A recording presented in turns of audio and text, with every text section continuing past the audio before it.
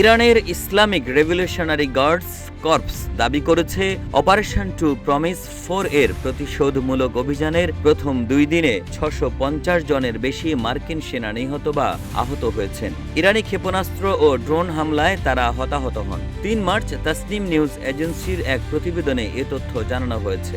আইআরজিসির মুখপাত্র brigadier general Ali Mohammad নাইনি বলেন, ইরানি বাহিনী পারস্য উপসাগরীয় অঞ্চলে মার্কিন ঘাঁটি ও নৌসম্পদ লক্ষ্য করে ব্যাপক হামলা চালিয়েছে। এর ফলে মার্কিন নৌবাহিনীর বিমানবাহী রণতরী ইউএসএস আব্রাহাম লিঙ্কন ইরানের উপকূলীয় জল সীমা ছেড়ে সরে যেতে বাধ্য হয়েছে। নাইনি বলেন, যুদ্ধের প্রথম 2 দিনে 650 মার্কিন সেনা নিহত বা আহত হয়েছেন। আমেরিকানদের জন্য হতাহতের তথ্য অস্বীকার বা গোপন করা স্বাভাবিক, তবে আমাদের গোয়েন্দা তথ্য ও যুদ্ধক্ষেত্রের প্রতিবেদনে এই সংখ্যা নিশ্চিত করা হয়েছে। আইআরজিসির মুখপাত্র আরও জানান, দক্ষিণ পূর্ব ইরানের চাবাহার উপকূল থেকে প্রায় 250 থেকে 300 কিলোমিটার দূরে অবস্থানরত ইউএসএস আব্রাহাম লিঙ্কনকে লক্ষ্য করে 4টি ক্রুজ ক্ষেপণাস্ত্র নিক্ষেপ করা হয়। এরপর রণতরীটি দক্ষিণ পূর্ব ভারত মহাসাগরের দিকে সরে গেছে।